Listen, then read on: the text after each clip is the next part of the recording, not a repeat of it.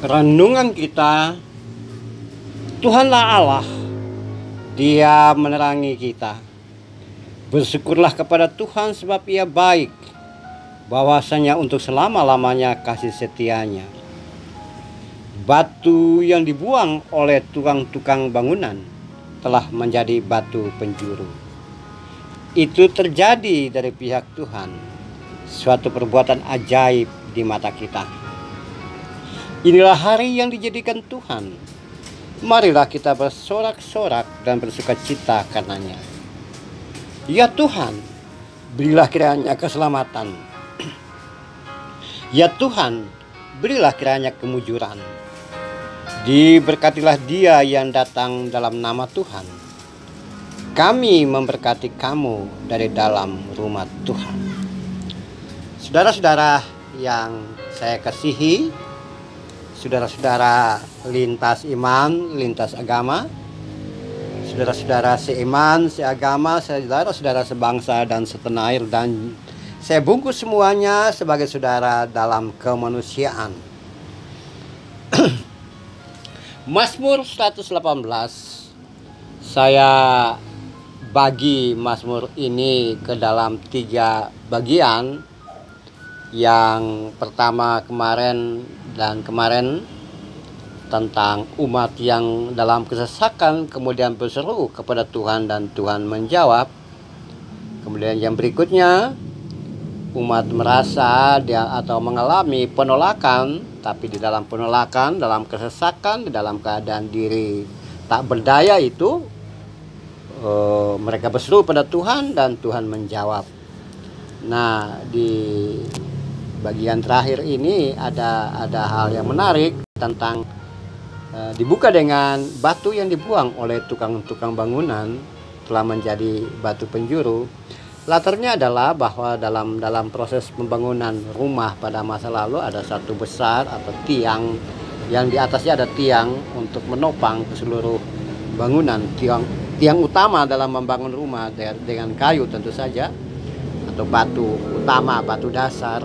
Sehingga kalau batu ini menjadi fondasi, tembok atau tempat kedudukan rumah itu terus kuat.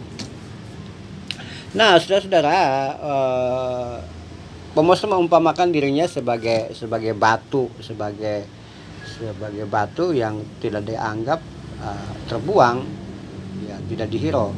Nah, tapi justru Tuhan melihat lain. Tuhan melihat bahwa diri sang pemasmur ini luar biasa, dan ketika dia terangkat atau diangkat oleh Tuhan, maka dia menjadi fondasi, menjadi pusat, menjadi dasar dari kegiatan-kegiatan sosial, keagamaan, atau hal-hal yang lainnya. Bahkan bisa saja dia menjadi pemimpin di dalam kegiatan sosial, kegiatan sipil, atau komunitas yang lainnya. Nah, itu dia.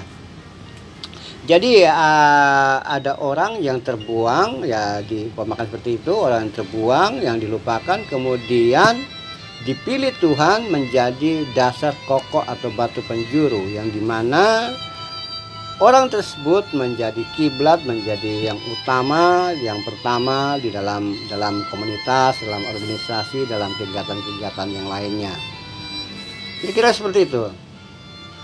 Nah, pemasmur melihat bahwa peristiwa itu adalah peristiwa kerja Tuhan, ya, perbuatan Tuhan yang ajaib bagi dirinya, sehingga dia merasakan bahwa apapun yang terjadi dalam kehidupan itu, dia harus bersyukur kepada Tuhan, karena hanya berdasarkan karya Tuhan yang tadinya dirinya terlupakan, dibuang, dan ditolak menjadi yang utama. Itu semata-mata karena pertolongan atau rencana Tuhan bagi dirinya. Oke, coba kita lompat di dalam sikon kekitian kita, bahwa tidak semua orang menjadi pemimpin dan yang utama dalam kegiatan-kegiatan organisasi, pekerjaan, kegiatan sipil, atau kumpulan tertentu. Apapun itu, hanya 1-2 atau beberapa orang yang menjadi pemimpin, menjadi batu penjuru di dalam sebagai penggerak sosial, penggerak kegiatan, penggerak sipil, kegiatan-kegiatan yang lain.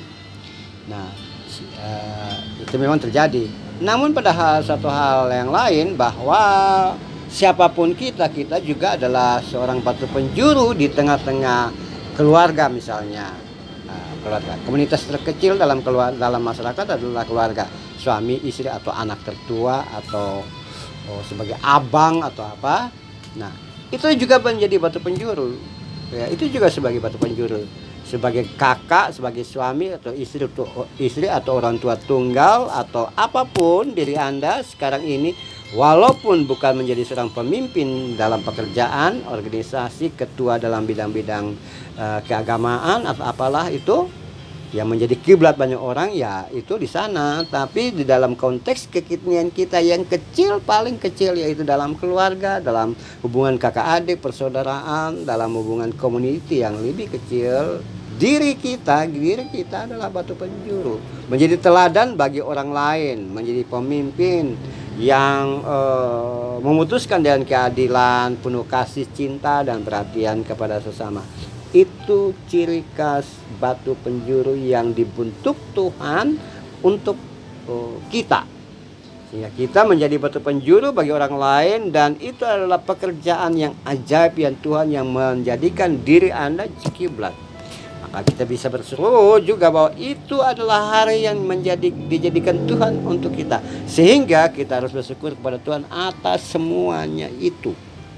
Masing-masing dari antara kita adalah batu penjuru untuk hidup dan kehidupan. Paling tidak dua hal. Yang pertama, pemimpin bagi diri sendiri. Yang kedua, pemimpin dalam komunitas keluarga yang terpencil.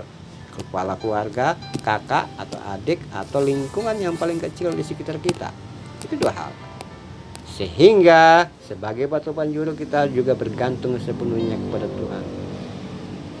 Tuhan mempercayakan kepada kita adik-adik atau kakak, Tuhan mempercayakan kita kepada kita anak-anak, Tuhan mempercayakan kepada kita famili yang lain, yang semua menjadikan Anda sebagai kakak tertua, sebagai orang tua, sebagai ayah, sebagai istri, sebagai yang utama dan pertama dalam keluarga, dalam famili, dalam hubungan kekeluargaan. Dan disitulah menjadi batu penjuru yang baik bagi mereka semua, menjadi teladan yang baik bagi mereka semua. Mari kita tunduk kepala. Tuhan, terima kasih karena saya menyadari bahwa saya juga adalah batu penjuru yang dibentuk Tuhan untuk menjadi berkat bagi keluarga, bagi anak-anak, bagi orang-orang di sekitar saya, termasuk adik dan kakak saya. Semuanya pemilih. Jadikan saya supaya saya tetap kuat, kokoh, dan saya tetap bersyukur kepada Tuhan bahwa segala sesuatu itu ya Tuhan karena perbuatan-Mu yang ajaib dalam hidup saya. Amin.